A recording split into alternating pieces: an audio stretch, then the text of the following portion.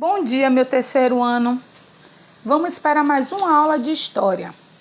Eu vou estar dando continuidade ao assunto estrangeiros na colônia. Porém, o tema é resistindo à escravidão. A escravidão foi um processo de grande violência com inúmeras punições, humilhações em públicos e exploração do trabalho.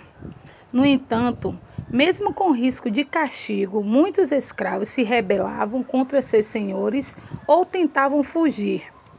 Alguns conseguiam se esconder na mata e buscavam formas de não serem mais encontrados, formando comunidades chamadas de quilombos. O maior e mais conhecido foi o Quilombo dos Palmares, localizado na capitania de Pernambuco, em um lugar que hoje pertence ao estado de Alagoas. Os quilombos eram povoados, geralmente escondidos, para que onde fugiam indígenas e africanos escravizados. Os quilombolas, moradores dos quilombos, plantavam, faziam artesanato e praticavam o comércio. Mesmo os escravos que não fugiam para os quilombos tinham várias formas de resistir à violência da escravidão. Uma delas era a preservação de sua cultura. Algumas das manifestações culturais daquela época são praticadas até hoje, como a capoeira, o maculelê, e são consideradas muito importantes. Outra forma essencial de resistência está ligada à religião. No Brasil, os africanos e seus descendentes eram proibidos de cultuar os orixás, como eram conhecidos seus deuses.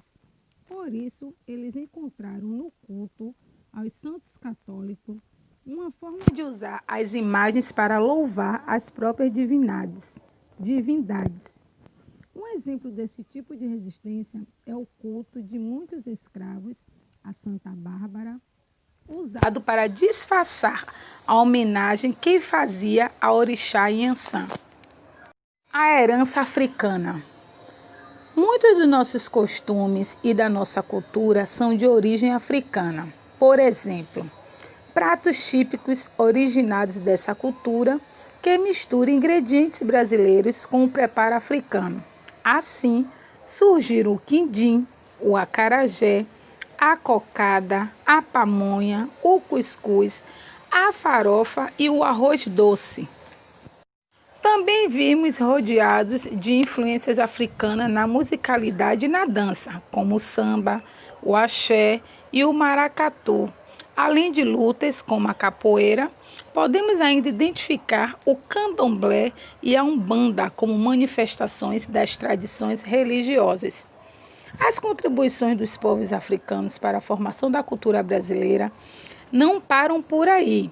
Eles também trouxeram para a língua portuguesa palavras que usamos no dia a dia, como caçula, quitanda, cochilar, quiabo, fubá e cafuné. Os holandeses no Brasil. Em 1580, o rei da Espanha, Filipe II, recebeu como herança o reino e as colônias de Portugal. Como naquela época a Espanha estava em guerra com a Holanda, Filipe II proibiu o comércio com os holandeses, quando se tornou rei de Portugal. A Holanda refinava o açúcar produzido no Brasil e o revendia para outros países europeus.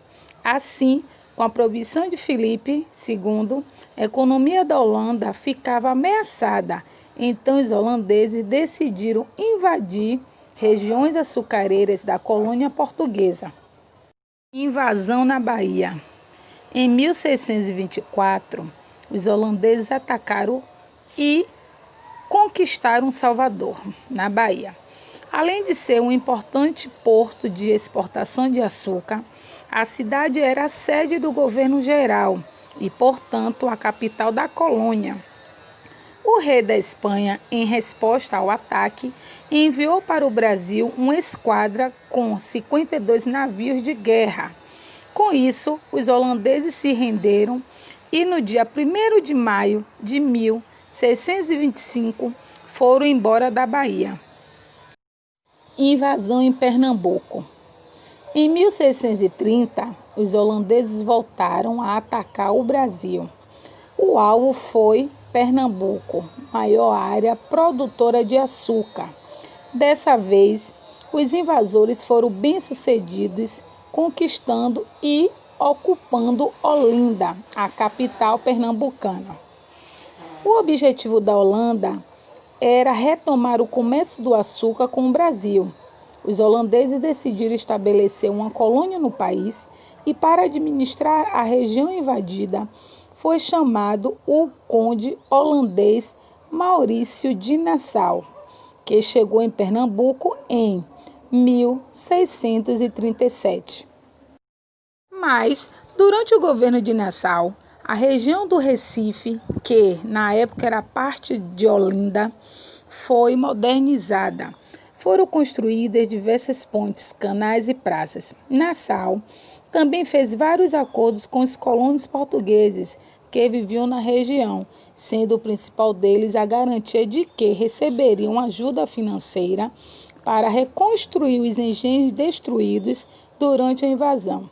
Com isso, a produção de açúcar voltou a crescer. No entanto, em 1644, Maurício de Nassau voltou para a Holanda e os novos governantes de Pernambuco começaram a cobrar dívidas dos colonos insatisfeitos. Os colonos passaram a lutar contra o domínio holandês. Depois de diversas batalhas, os holandeses foram expulsos do Brasil após 24 anos de domínio.